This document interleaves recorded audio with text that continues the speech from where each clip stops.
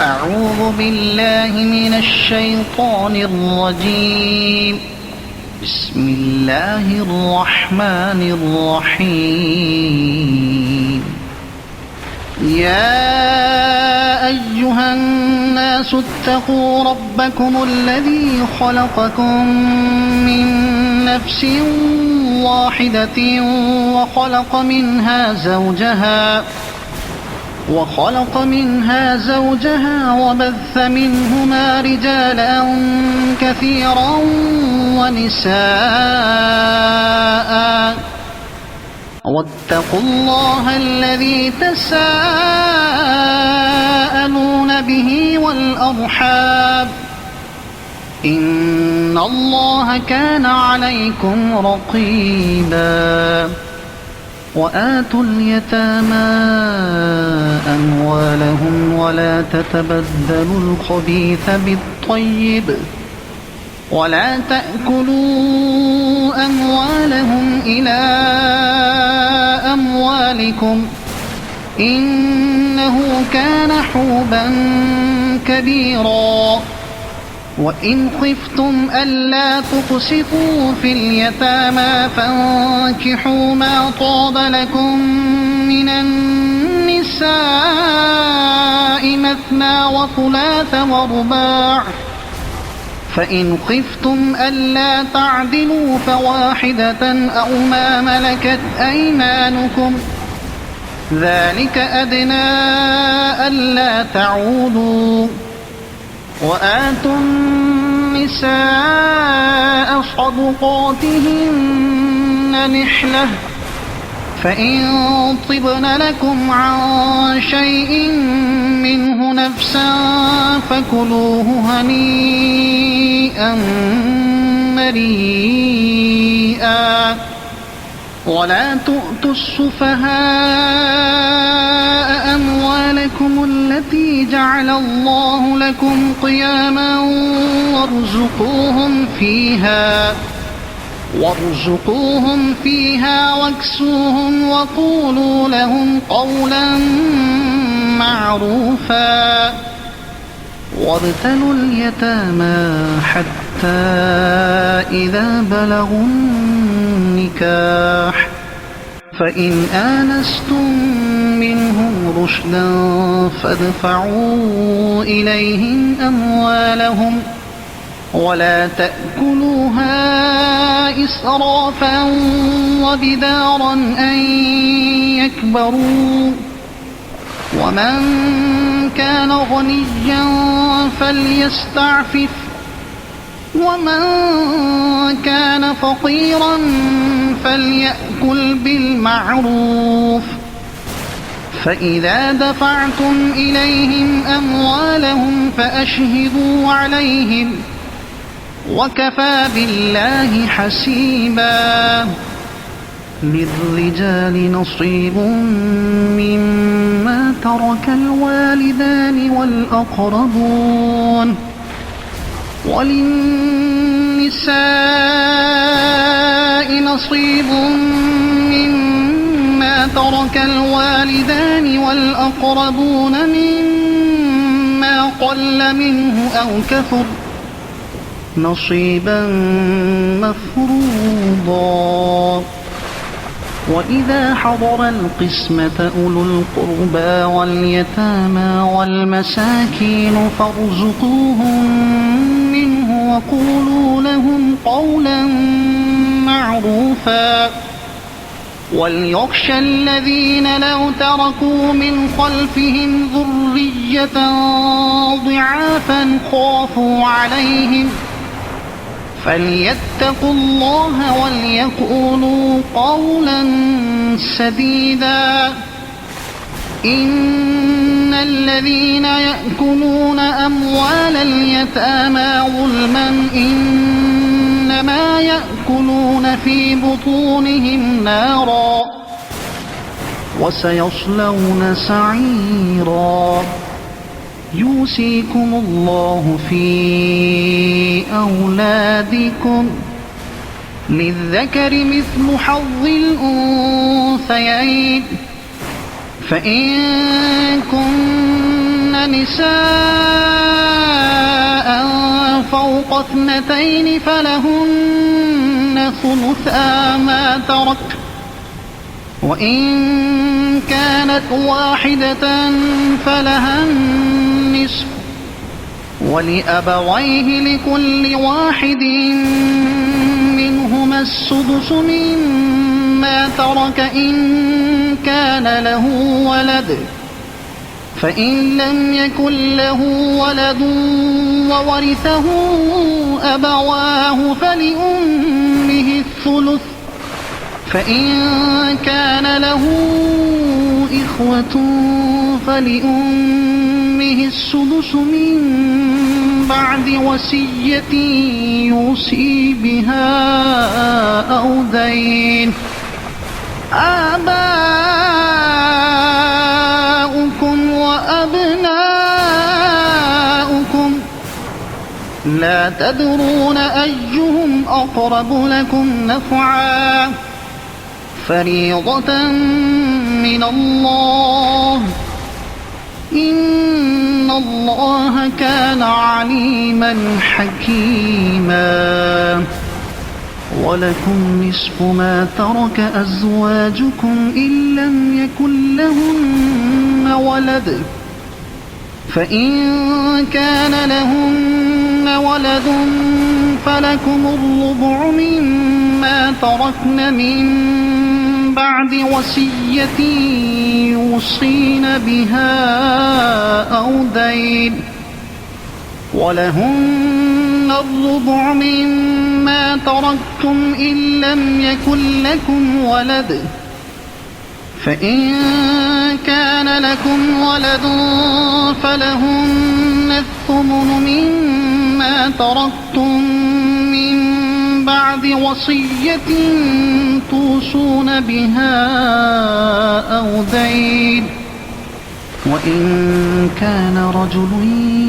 يورث كلالة أو امرأة وله أخ أو أخت فلكل واحد منهما السدس، فإن كانوا أكثر من ذلك فهم شركاء في الثلث من بعد وصية يوصى بها أو دين، من بعد وصية يوصى بها أو دين غير مضار، وصية من الله،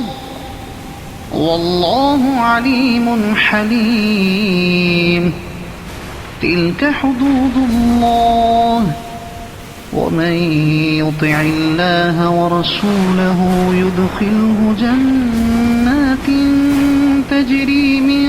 تحتها الأنهار خالدين فيها، وذلك الفوز العظيم. ومن يعص الله ورسوله ويتعد حدوده يدخله نارا خالدا فيها وله عذاب مهين. واللاتي يأتين الفاحشة من نسائكم فاستشهدوا عليهن 4 منكم، فإن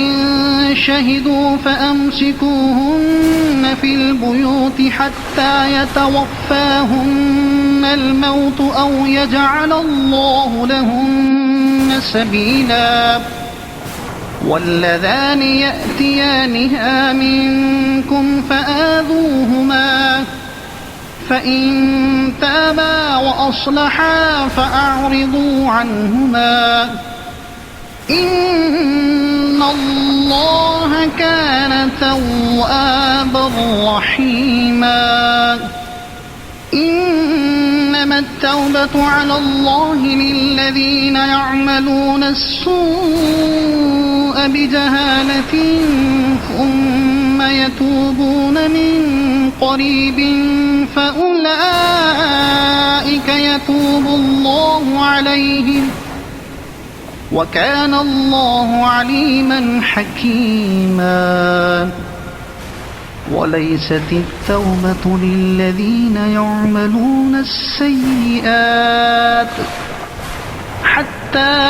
إذا حضر أحدهم الموت قال إني تبت الآن ولا الذين يموتون وهم كفار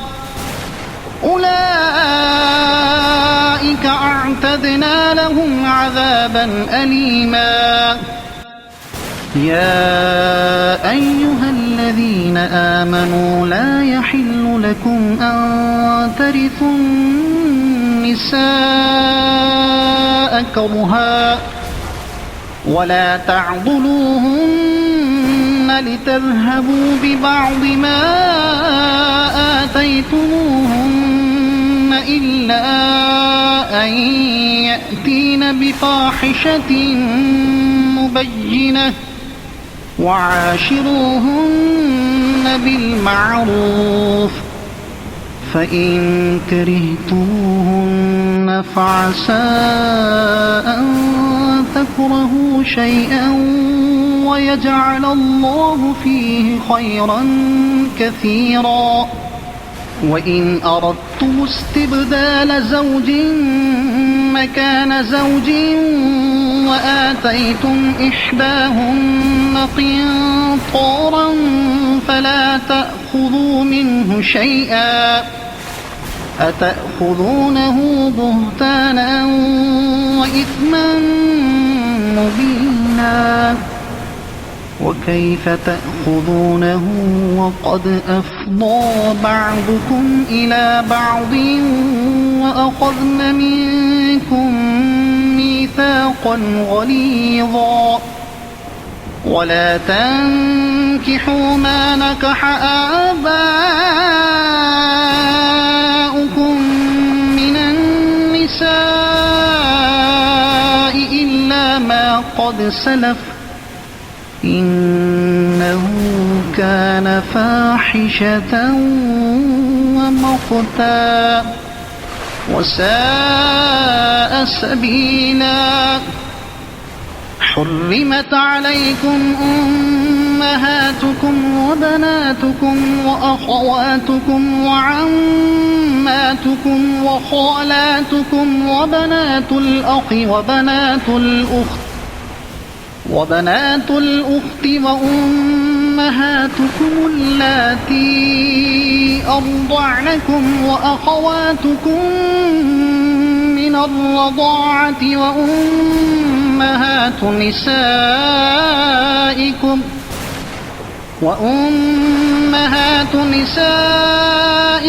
وربائبكم اللاتي في حجوركم من نسائكم اللاتي دخلتم بهن فإن لم تكونوا دخلتم بهن فلا جناح عليكم. وحلائل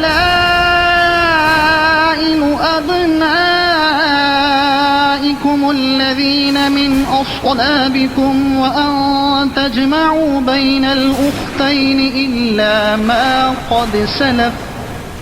إن الله كان غفورا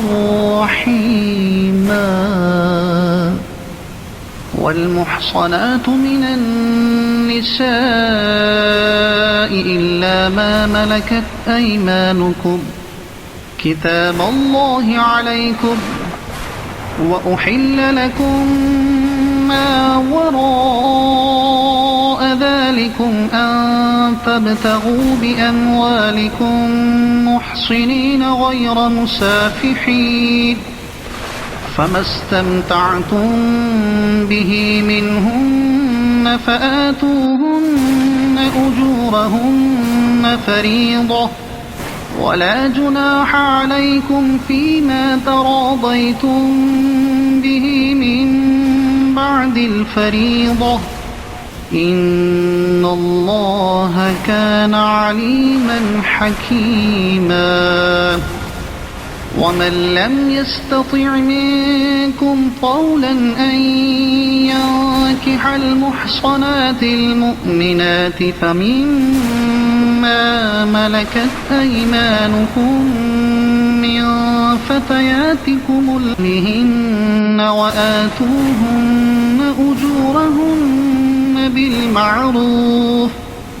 وآتوهن أجورهن بالمعروف محصنات غير مسافحات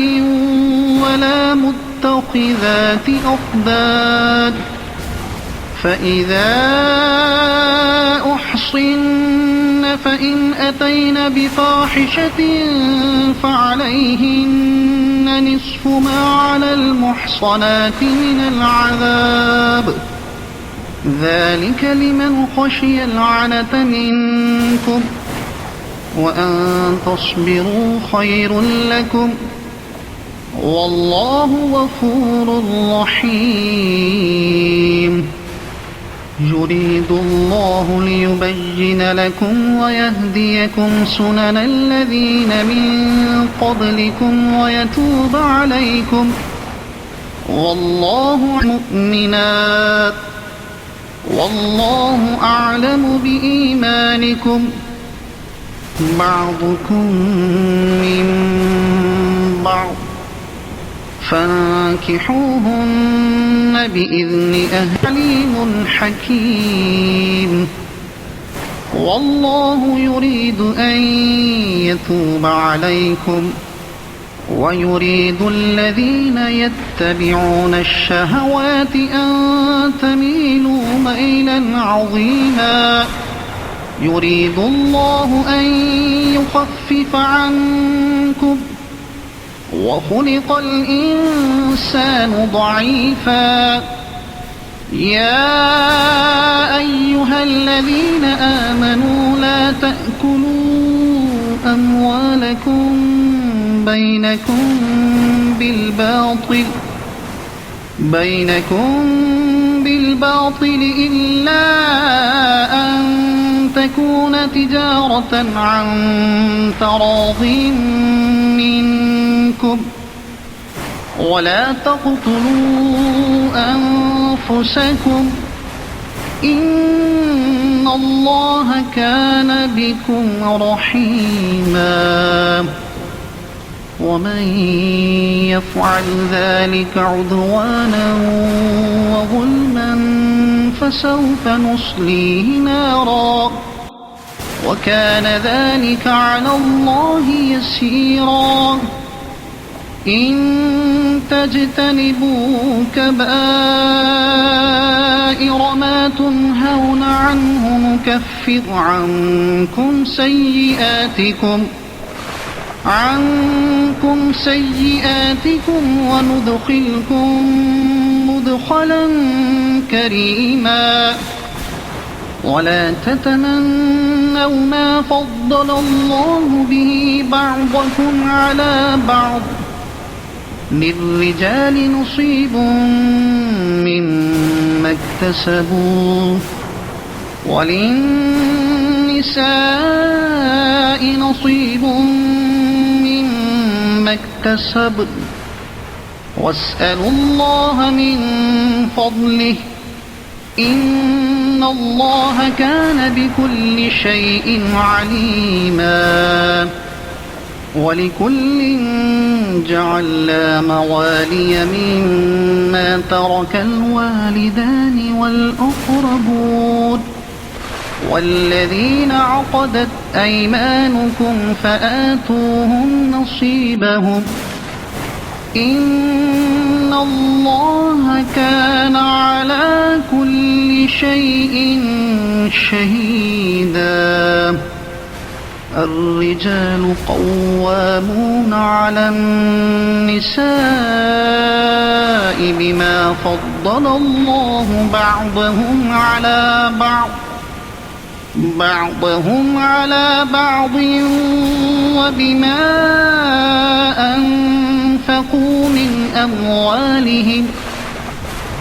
فالصالحات قانتات حافظات للغيب بما حفظ الله واللاتي تخافون نشوزهن فعظوهن واهجروهن في المضاجع واضربوهن فإن أطعنكم فلا تبغوا عليهن سبيلا إن الله كان عليا كبيرا وإن خفتم شقاق بينهما فابعثوا حكما من أهله وحكما من أهلها إن يريدا إصلاحا يوفق الله بينهما إن الله كان عليما خبيرا واعبدوا الله ولا تشركوا به شيئا وبالوالدين إحسانا وبذي القربى واليتامى والمساكين والجار ذي القربى والجار الجنب والصاحب بالجنب وابن السبيل وما ملكت أيمانكم إن الله لا يحب من كان مختالا فخورا الذين يبخلون ويأمرون الناس بالبخل ويكتمون ما آتاهم الله من فضله وأعتدنا للكافرين عذابا مهينا والذين ينفقون أموالهم رئاء الناس ولا يؤمنون بالله ولا باليوم الآخر ومن يكن الشيطان له قرينا فساء قرينا وماذا عليهم لو آمنوا بالله واليوم الآخر وأنفقوا مما رزقهم الله وكان الله بهم عليما إن الله لا يظلم مثقال ذرة وإن تك حسنة يضاعفها ويؤت من لدنه أجرا عظيما فكيف إذا جئنا من كل أمة بشهيد وجئنا بك على هؤلاء شهيدا يومئذ يود الذين كفروا وعصوا الرسول لو تسوى بهم الأرض ولا يكتمون الله حديثا يا أيها الذين آمنوا لا تقربوا الصلاة وأنتم سكارى حتى تعلموا ما تقولون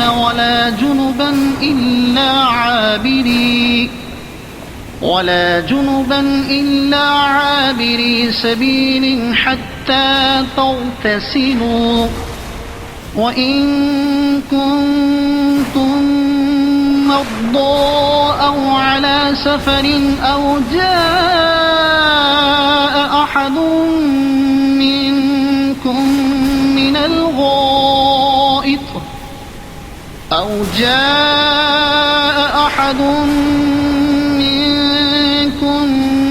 الغائط أو لامستم النساء فلم تجدوا ماء فتيمموا صعيدا طيبا فامسحوا بوجوهكم وأيديكم إن الله كان عفوا غفورا ألم تر إلى الذين أوتوا نصيبا من الكتاب يشترون الضلالة ويريدون أن تضلوا السبيل والله أعلم بأعدائكم وكفى بالله وليا وكفى بالله نصيرا من الذين هادوا يحرفون الكلم عن مواضعه ويقولون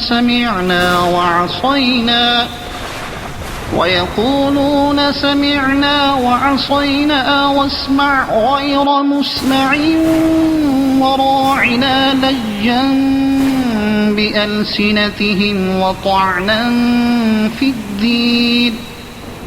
ولو أنهم قالوا سمعنا وأطعنا واسمع وانظرنا لكان خيرا لهم وأقوم ولكن لعنهم الله بكفرهم فلا يؤمنون إلا قليلا يا أيها الذين أوتوا الكتاب آمنوا بما نزلنا مصدقا لما معكم من قبل أن نطمس وجوها فنردها على أدبارها أو نلعنهم كما لعنا أصحاب السبت وكان أمر الله مفعولا إن الله لا يغفر أن يشرك به ويغفر ما دون ذلك لمن يشاء ومن يشرك بالله فقد افترى إثما عظيما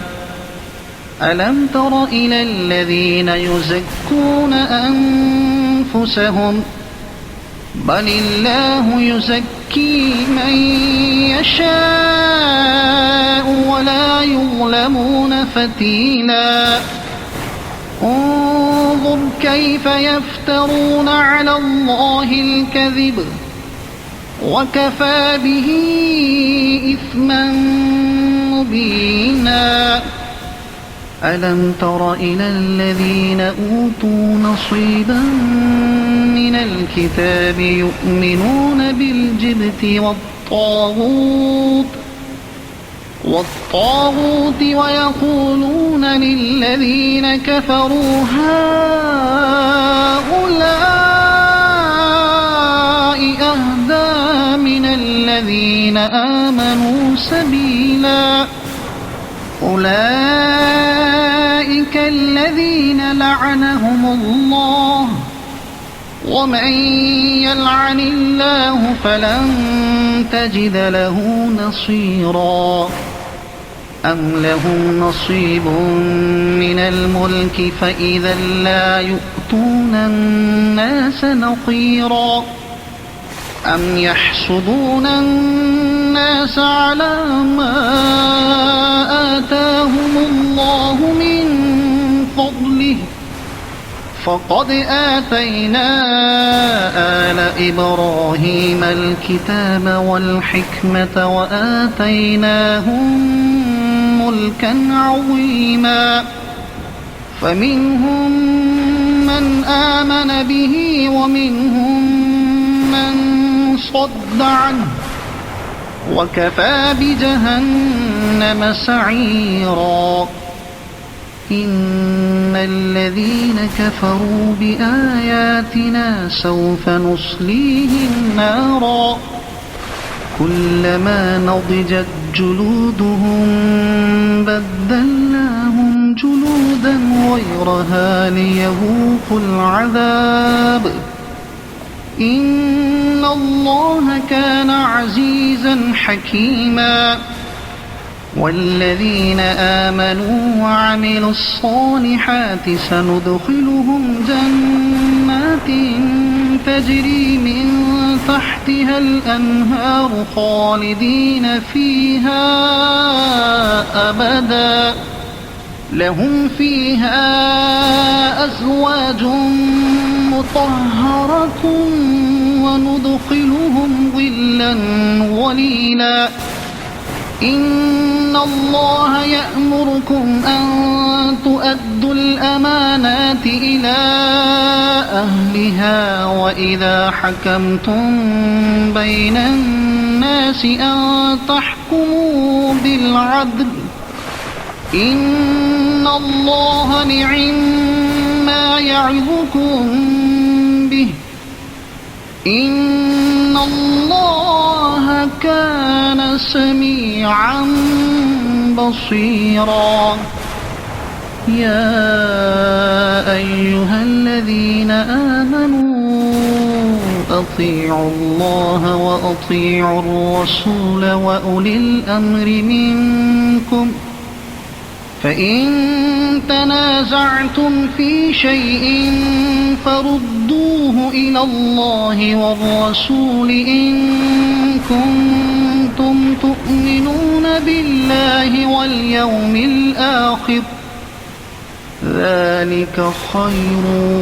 وأحسن تأويلا ألم تر إلى الذين يزعمون أنهم آمنوا بما أنزل إليك وما أنزل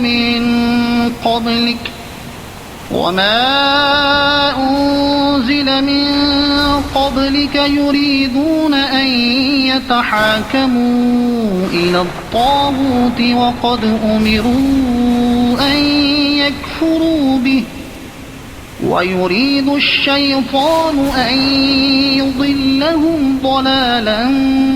بعيدا وإذا قيل لهم تعالوا إلى ما أنزل الله وإلى الرسول رأيت المنافقين يصدون عنك صدودا فكيف إذا أصابتهم مصيبة بما قدمت أيديهم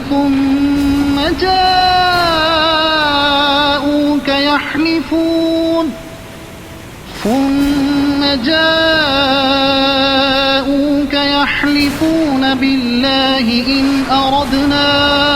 إلا إحسانا وتوفيقا أولئك الذين يعلم الله ما في قلوبهم فأعرض عنهم وعظهم وقل لهم في أنفسهم قولا بليغا وما أرسلنا من رسول إلا ليطاع بإذن الله ولو أنهم إذ ظلموا أنفسهم جاءوك فاستغفروا الله واستغفر لهم الرسول لوجدوا الله توابا رحيما فلا وربك لا يؤمنون حتى يحكموك فيما شجر بينهم ثم لا يجدوا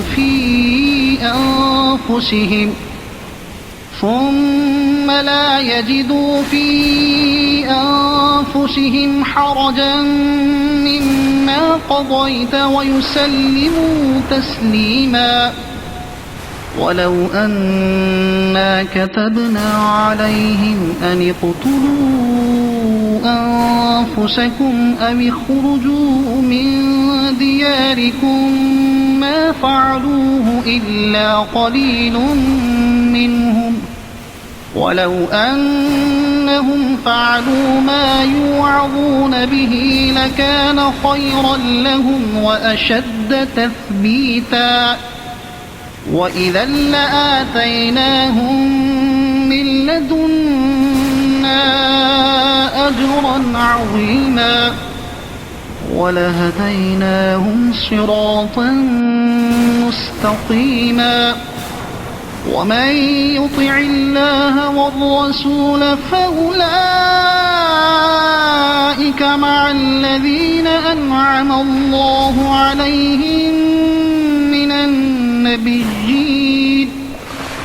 أنعم الله عليهم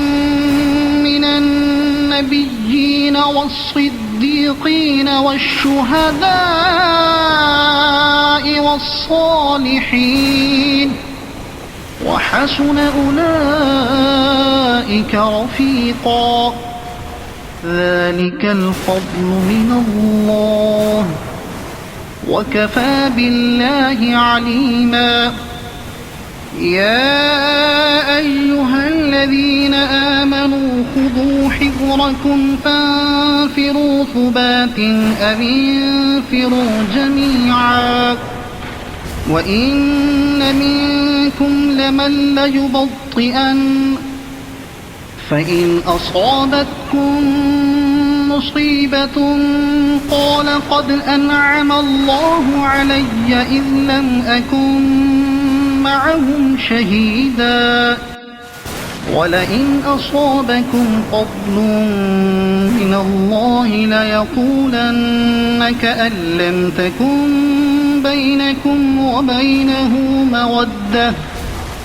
كأن لم تكن بينكم وبينه مودة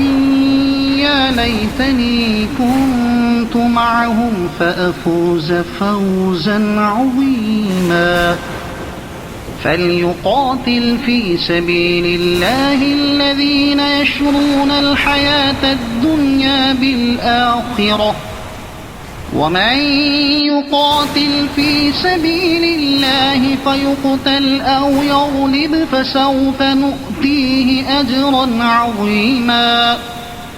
وما لكم لا تقاتلون في سبيل الله والمستضعفين من الرجال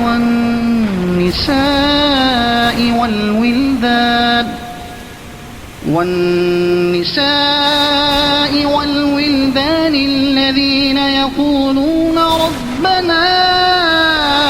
أخرجنا من هذه القرية الظالم أهلها واجعل لنا من لدنك وليا واجعل لنا من لدنك نصيرا الذين آمنوا يقاتلون في سبيل الله والذين كفروا يقاتلون في سبيل الطاغوت فقاتلوا أولياء الشيطان إن كيد الشيطان كان ضعيفا ألم تر إلى الذين قيل لهم كفوا أيديكم وأقيموا الصلاة وآتوا الزكاة فلما كتب عليهم القتال إذا فريق منهم يخشون الناس كخشية الله أو أشد خشية وقالوا ربنا لم كتبت علينا القتال لولا أخرتنا إلى أجل قريب قل متاع الدنيا قليل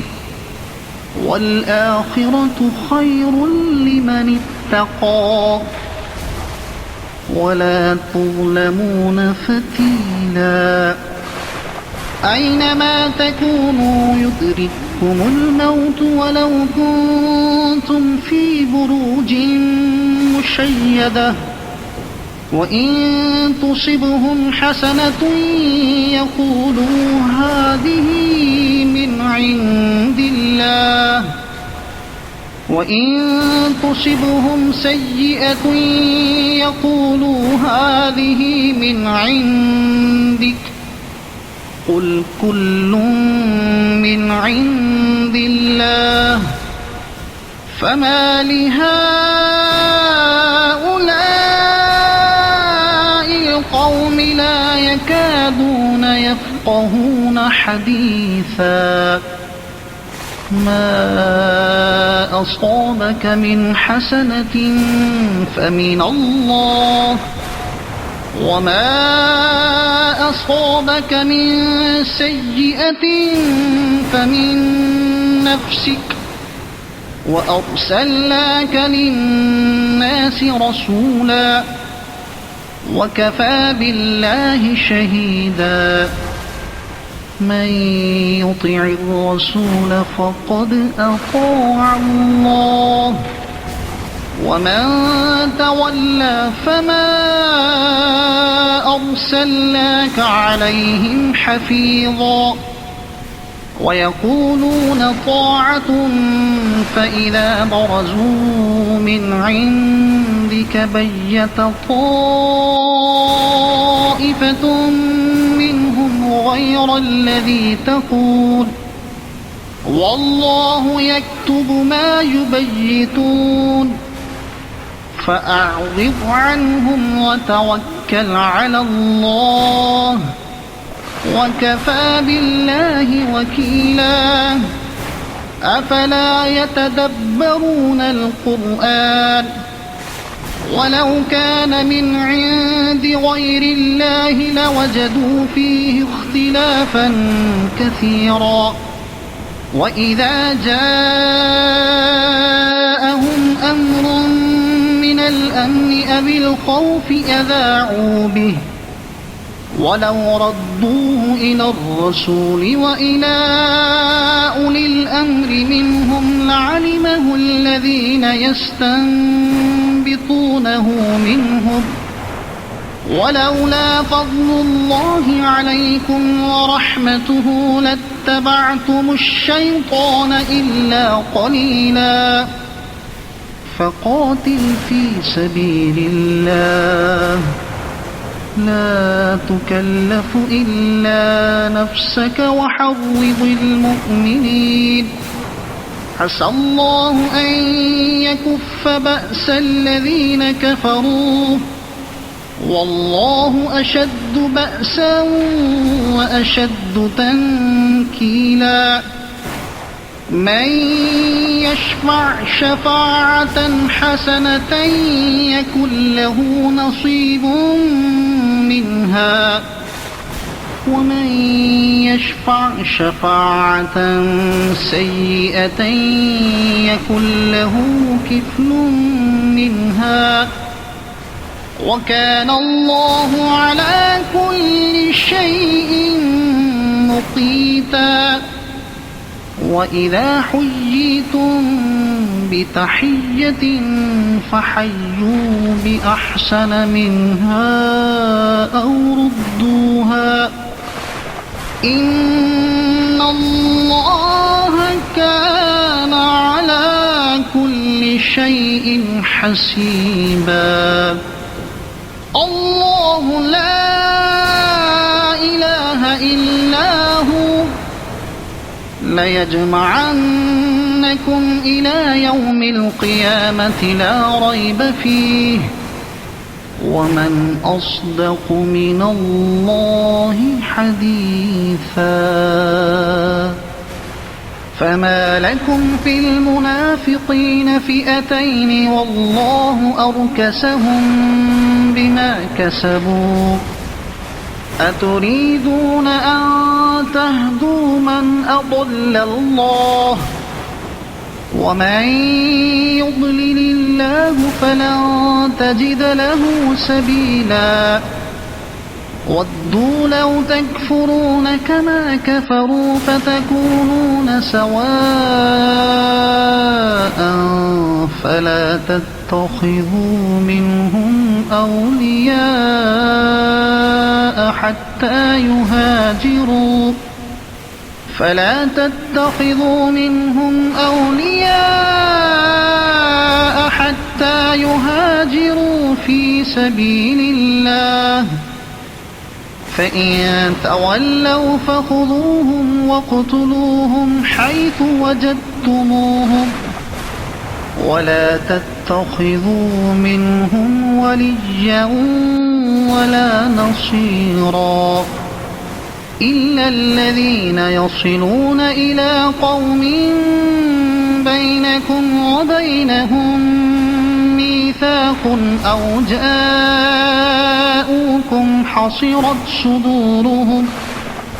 أو جاءوكم حصرت صدورهم أن يقاتلوكم أو يقاتلوا قومهم ولو شاء الله لسلطهم عليكم فلقاتلوكم فإن اعتزلوكم فلم يقاتلوكم وألقوا إليكم السلم فما جعل الله لكم عليهم سبيلا ستجدون آخرين يريدون أن يأمنوكم ويأمنوا قومهم كلما ردوا إلى الفتنة أركسوا فيها فإن لم يعتزلوكم ويلقوا إليكم السلم ويكفوا أيديهم فخذوهم واقتلوهم حيث ثقفتموهم وأولئكم جعلنا لكم عليهم سلطانا مبينا وما كان لمؤمن أن يقتل مؤمنا إلا خطأ ومن قتل مؤمنا خطأ فتحرير رقبة مؤمنة ودية مسلمة إلى أهله إلا أن يصدقوا فإن كان من قوم عدو لكم وهو مؤمن فتحرير رقبة مؤمنة وإن كان من قوم بينكم وبينهم ميثاق فدية مسلمة إلى أهله وتحرير رقبة مؤمنة فمن لم يجد فصيام شهرين متتابعين توبة من الله وكان الله عليما حكيما ومن يقتل مؤمنا متعمدا فجزاؤه جهنم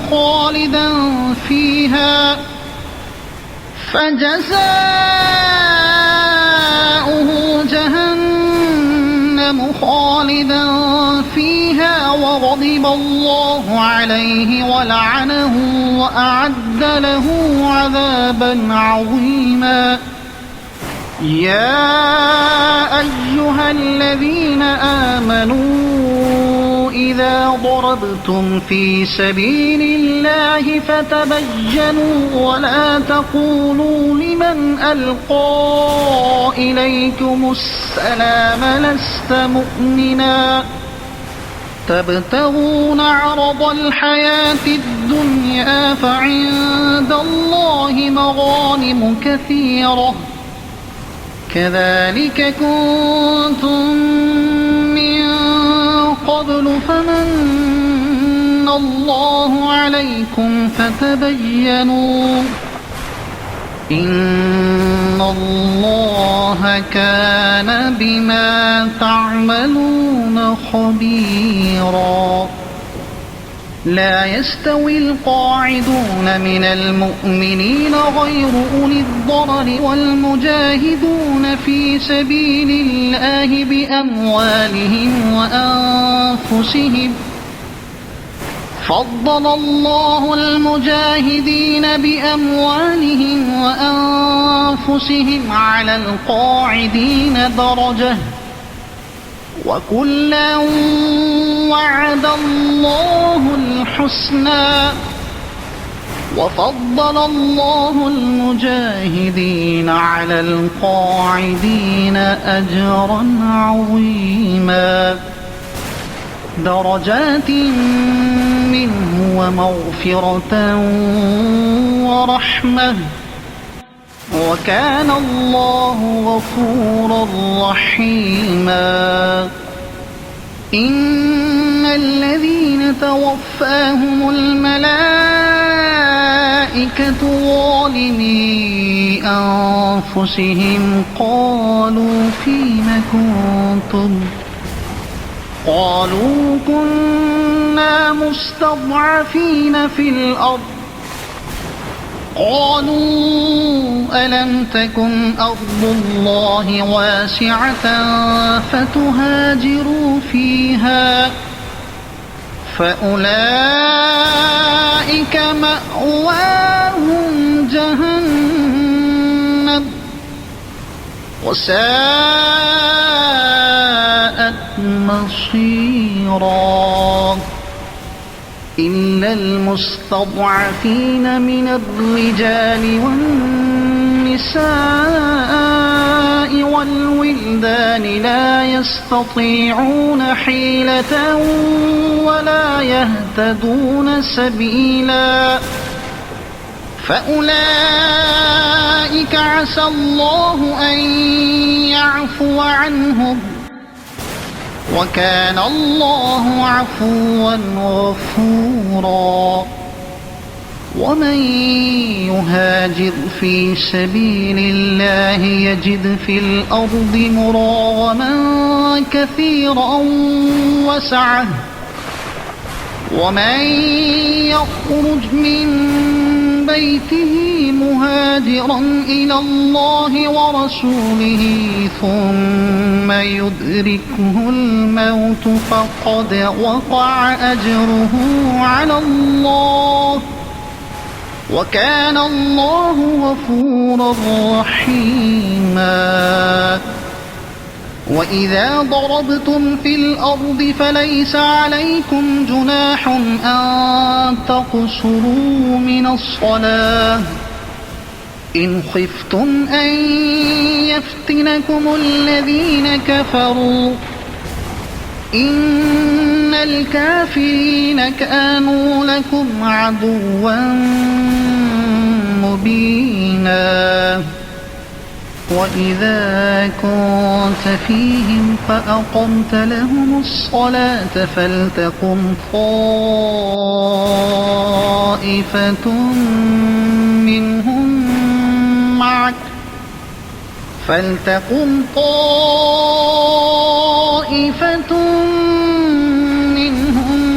معك وليأخذوا أسلحتهم، فإذا سجدوا فليكونوا من ورائكم ولتأت طائفة أخرى لم يصلوا فليصلوا معك وليأخذوا حذرهم وأسلحتهم.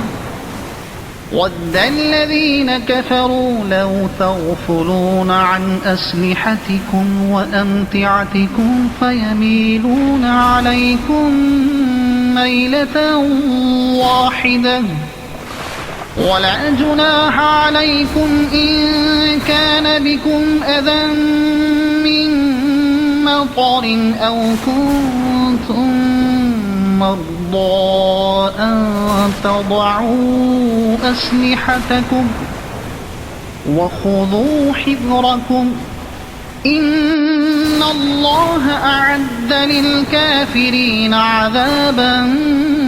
مهينا فإذا قضيتم الصلاة فاذكروا الله قياما وقعودا وعلى جنوبكم فإذا اطمأننتم فأقيموا الصلاة إن الصلاة كانت على المؤمنين كتابا موقوتا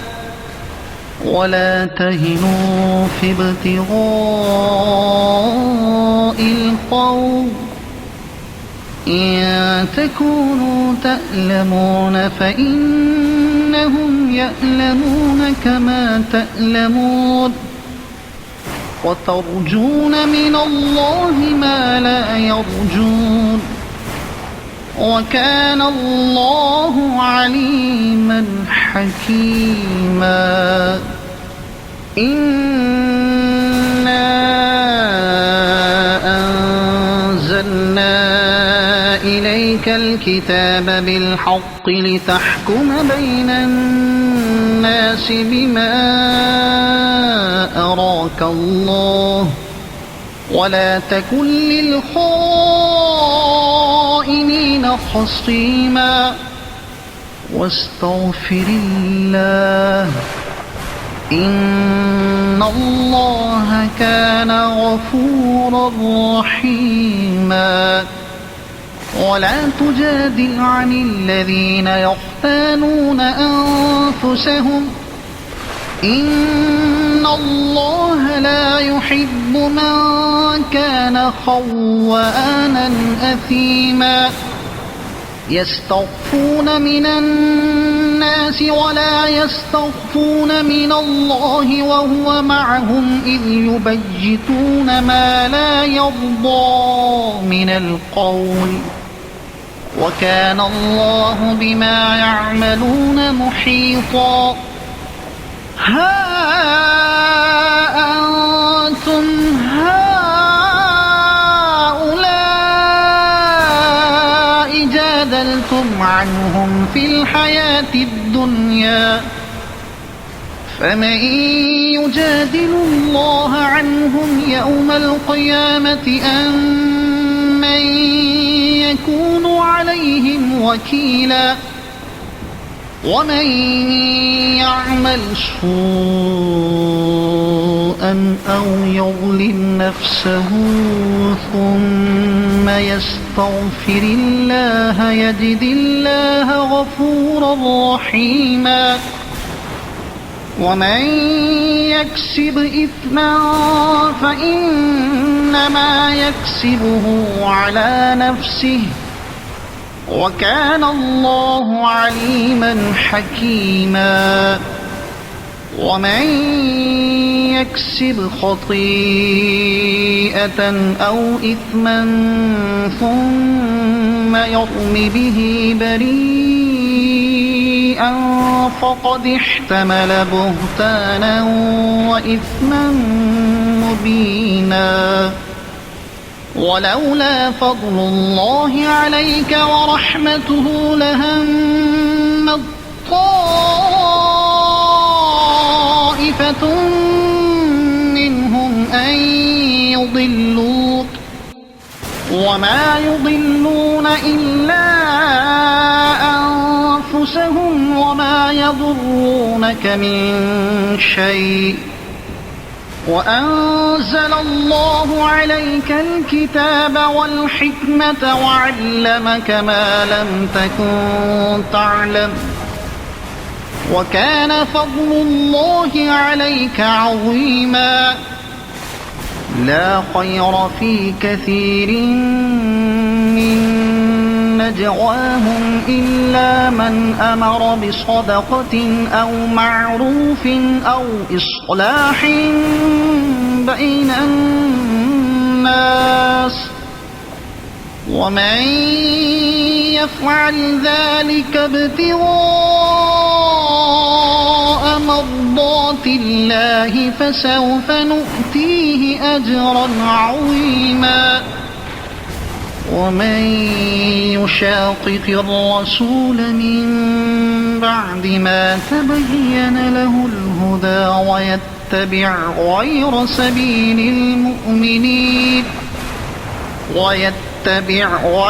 سبيل المؤمنين نوله ما تولى ونصله جهنم وساءت مصيرا.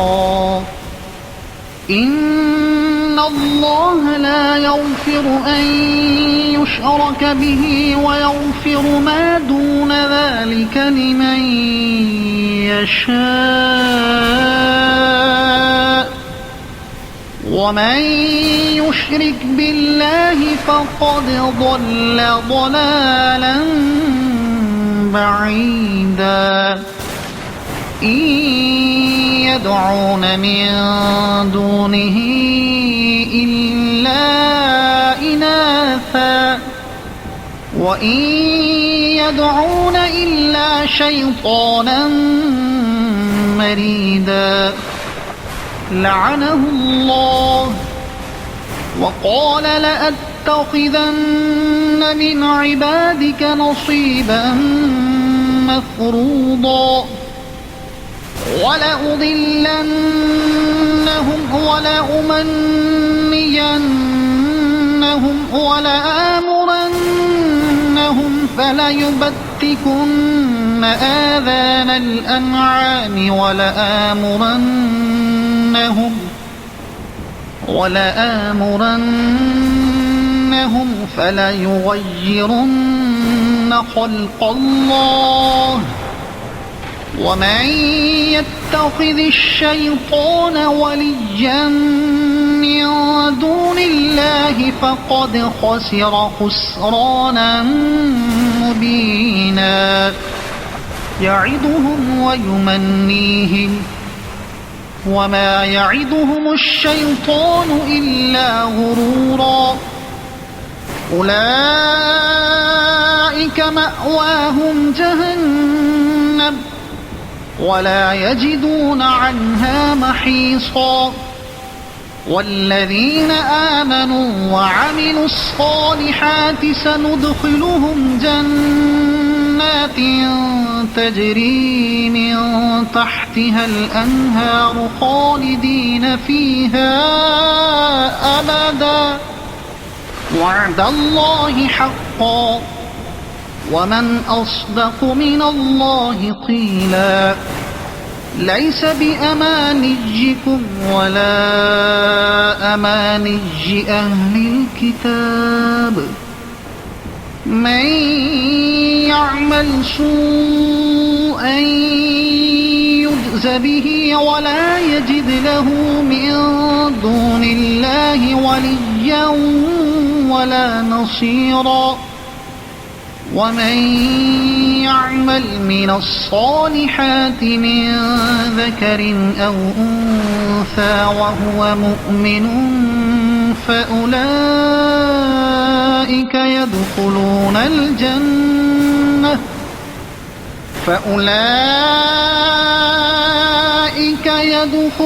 الجنة ولا يظلمون نقيرا.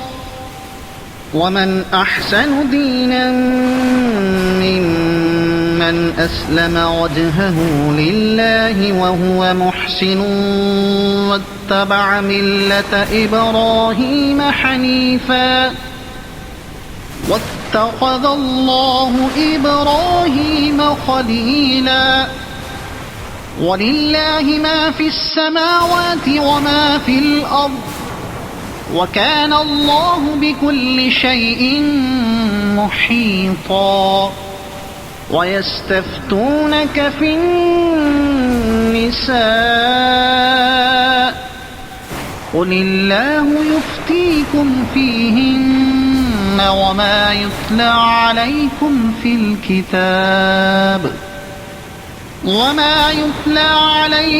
في الكتاب في يتامى النساء اللاتي لا تؤتونهن ما كتب لهن وترغبون أن تنكحوهن والمستضعفين من الولدان وأن تقوموا لليتامى بالقسط وما تفعلوا من خير فإن الله كان به عليما. وإن امرأة خافت من بعلها نشوزا أو إعراضا فلا جناح عليهما أن يصلحا بينهما صلحا والصلح خير وأحضرت الأنفس الشح وإن تحسنوا وتتقوا فإن الله كان بما تعملون خبيرا. ولن تستطيعوا أن تعدلوا بين النساء ولو حرصتم فلا تميلوا كل الميل فتذروها كالمعلقة وإن تصلحوا وتتقوا فإن الله كان غفورا رحيما. وإن يتفرقا يغن الله كلا من سعته وكان الله واسعا حكيما. ولله ما في السماوات وما في الأرض ولقد وصينا الذين أوتوا الكتاب من قبلكم وإياكم أن اتقوا الله وإن تكفروا فإن لله ما في السماوات وما في الأرض وكان الله غنيا حميدا. ولله ما في السماوات وما في الأرض وكفى بالله وكيلا. إن يشأ يذهبكم أيها الناس ويأتي بآخرين وكان الله على ذلك قديرا. من كان يريد ثواب الدنيا فعند الله ثواب الدنيا والآخرة وكان الله سميعا بصيرا. يا أيها الذين آمنوا كونوا قوامين بالقسط شهداء لله ولو على أنفسكم أو الوالدين والأقربين إن يكن غنيا أو فقيرا فالله أولى بهما فلا تتبعوا الهوى أن تعدلوا وإن تلووا أو تعرضوا فإن الله كان بما تعملون خبيرا. يا أيها الذين آمنوا بالله ورسوله والكتاب الذي نزل على رسوله والكتاب الذي أنزل من قبل ومن يكفر بالله وملائكته وكتبه ورسله واليوم الآخر فقد ضل ضلالا بعيدا. إن الذين آمنوا ثم كفروا ثم آمنوا ثم كفروا ثم ثم ازدادوا كفرا لم يكن الله ليغفر لهم ولا ليهديهم سبيلا بشر المنافقين بأن لهم عذابا أليما الذين يتخذون الكافرين أولياء من دون المؤمنين أيبتغون عندهم العزة فإن العزة لله جميعا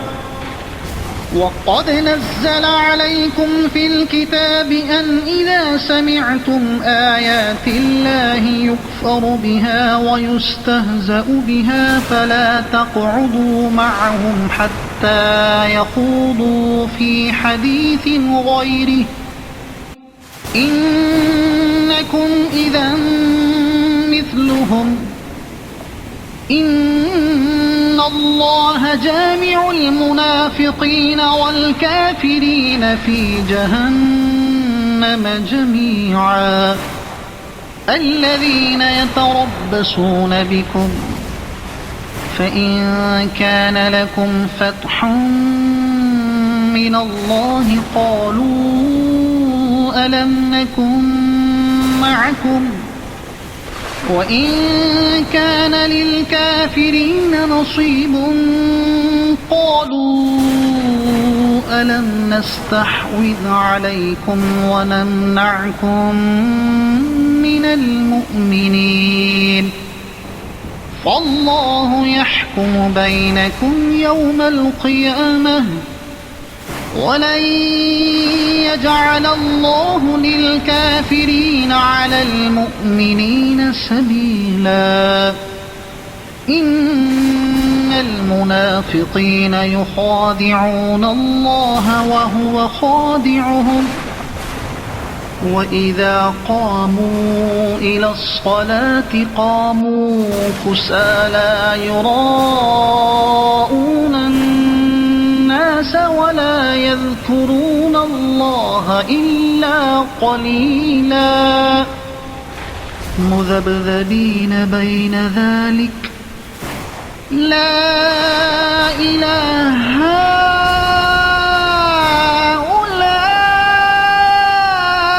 ولا إله هؤلاء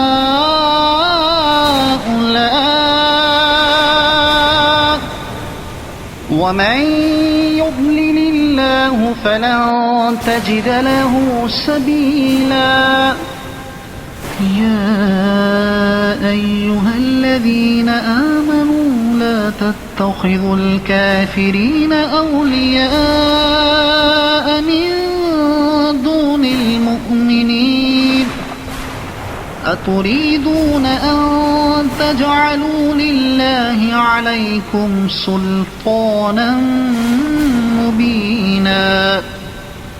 إن المنافقين في الدرك الأسفل من النار ولن تجد لهم نصيرا إلا الذين تابوا وأصلحوا واعتصموا بالله وأخلصوا دينهم لله فأولئك مع المؤمنين وسوف يؤتي الله المؤمنين أجرا عظيما ما يفعل الله بعذابكم إن شكرتم وآمنتم وكان الله شاكرا عليما لا يحب الله الجهر بالسوء من القول إلا من ظلم وكان الله سميعا عليما إن تبدوا خيرا أو تخفوه أو تعفوا عن سوء فإن الله كان عفوا قديرا إن الذين يكفرون بالله ورسله ويريدون أن يفرقوا بين الله ورسله ويقولون نؤمن ببعض ونكفر ببعض ويريدون أن يتخذوا بين ذلك سبيلا أولئك هم الكافرون حقا وأعتدنا للكافرين عذابا مهينا والذين آمنوا بالله ورسله ولم يفرقوا بين أحد منهم أولئك سوف يؤتيهم أجورهم وكان الله غفورا رحيما يسألك أهل الكتاب أن تنزل عليهم كتابا من السماء فقد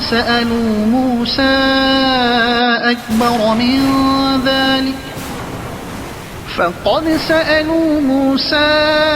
أكبر من ذلك فقالوا أرنا الله جهرة فأخذتهم الصاعقة بظلمهم ثم اتخذوا العجل من بعد ما جاءتهم البينات فعفونا عن ذلك وآتينا موسى سلطانا مبينا ورفعنا فوقهم الطور بميثاقهم وقلنا لهم ادخلوا الباب سجدا وقلنا لهم لا تعدوا في السبت وأخذنا منهم ميثاقا غليظا فبما نقضهم ميثاقهم وكفرهم بآيات الله وقتلهم الأنبياء بغير حق وقولهم قلوبنا غلف بل طبع الله عليها بكفرهم فلا يؤمنون إلا قليلا وبكفرهم وقولهم على مريم بهتانا عظيما وقولهم إنا قتلنا المسيح عيسى ابن مريم رسول الله وما قتلوه وما صلبوه ولكن شبه لهم وإن الذين اختلفوا فيه لفي شك منه ما لهم به من علم إلا اتباع الظن وما قتلوه يقينا بل رفعه الله إليه وكان الله عزيزا حكيما وإن من أهل الكتاب إلا ليؤمنن به قبل موته ويوم القيامة يكون عليهم شهيدا فبظلم من الذين هادوا حرمنا عليهم طيبات أحلت لهم وبصدهم عن سبيل الله كثيرا وأخذهم الربا وقد نهوا عنه وأكلهم أموال الناس بالباطل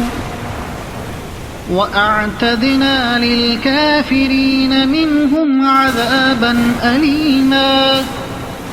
لكن الراسخون في العلم منهم والمؤمنون يؤمنون بما أنزل إليك وما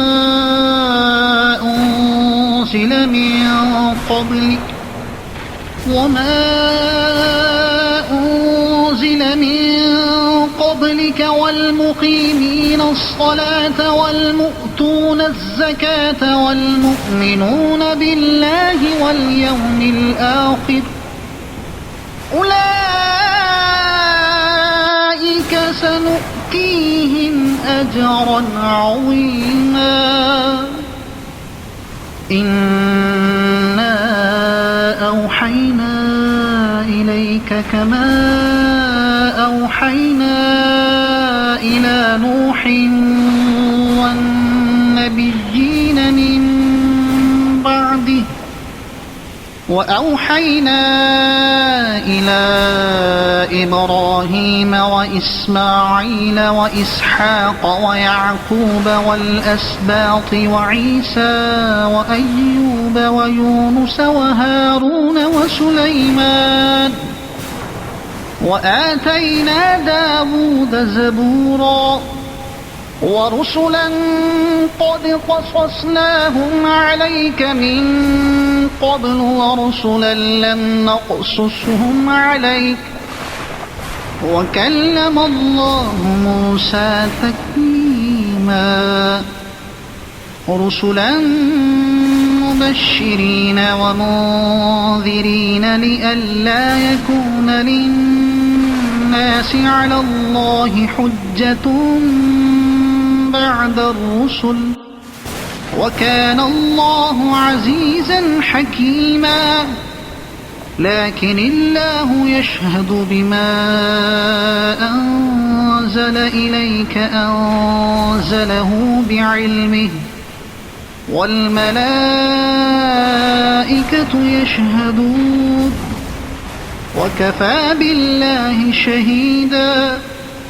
إن الذين كفروا وصدوا عن سبيل الله قد ضلوا ضلالا بعيدا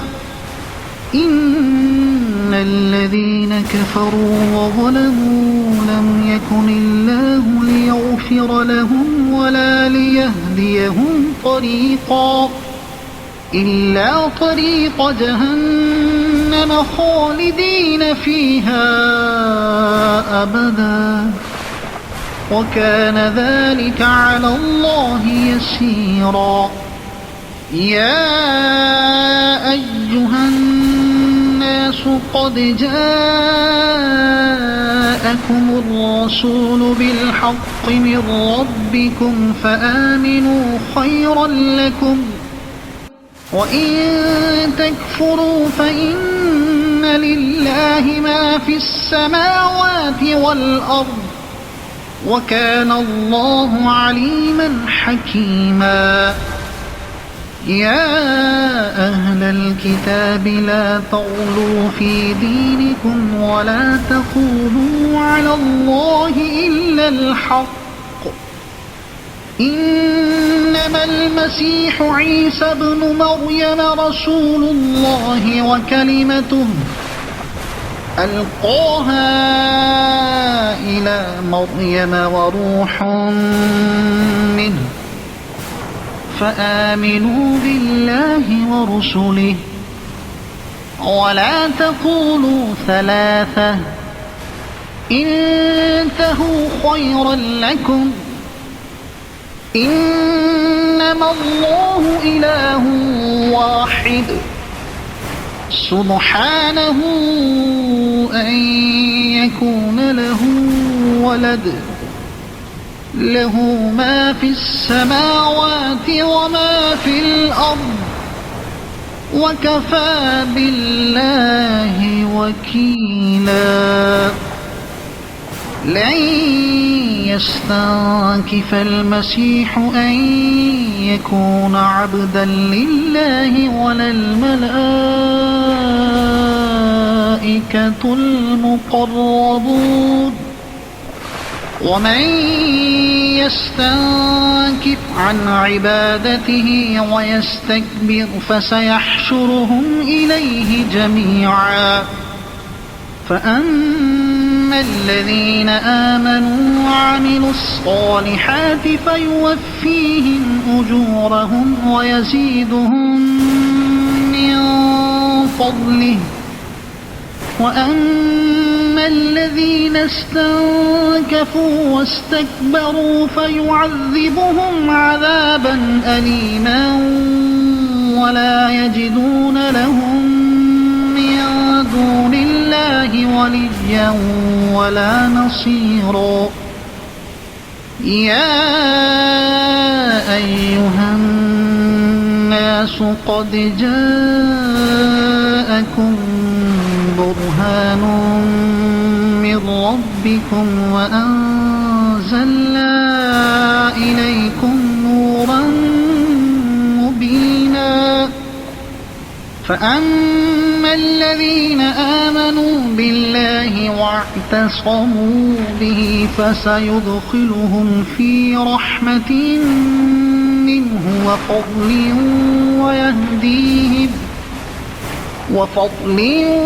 ويهديهم إليه صراطا مستقيما. يستفتونك قل الله يفتيكم في الكلالة إن امرؤ هلك ليس له ولد وله أخت فلها نصف ما ترك وهو يرثها إن لم يكن لها ولد فإن كانت اثنتين فلهما الثلثان مما ترك وإن كانوا إخوة رجالا ونساء فللذكر مثل حظ الأنثيين يبين الله لكم أن تضلوا والله بكل شيء عليم. صدق الله